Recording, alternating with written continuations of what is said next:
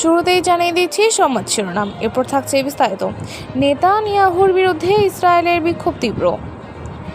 দ্রুত বিচারের পর আওয়ামী লীগকে ক্ষমা চাইতে হবে, বললেন রিজভী।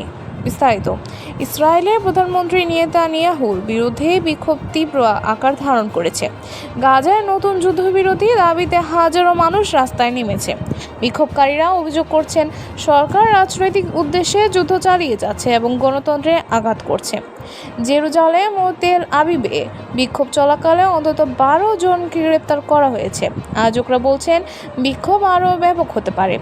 ব্রাদার্স ইন আর্মস সংগঠনের প্রধান বলেন, নেতানিয়াহুর সরকার জনগণের সৃষ্টি অন্যদিকে সরানোর জন্য যুদ্ধ অব্যাহত রেখেছে। বিক্ষোভকারীরা ইসরায়েল তুরস্ক নয়, ইসরায়েল ইরান নয় এই স্লোগান দিয়ে নেতানিয়াহুর পদক্ষেপের নিন্দা জানান। দ্রুত বিচারের পর আওয়ামী লীগকে ক্ষমা চাইতে হবে, বললেন রিজভী। বিস্তারিত। বিএনপির জ্যেষ্ঠ যুগ্ম মহাসচিব রুহুল কবির রিজভী বলেছেন, আওয়ামী লীগের বিচার নিশ্চিত করতে হবে এবং বিচারের পর দলটিকে জনগণের কাছে ক্ষমা চাইতে হবে।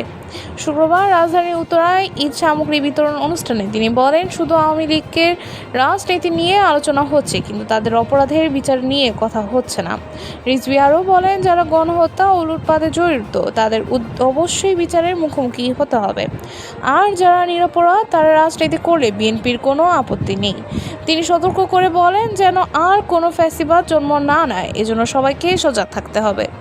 এই ছিল সর্বশেষ আপডেট। নতুন আরও আপডেট পেতে আমাদের সঙ্গেই থাকুন। ধন্যবাদ।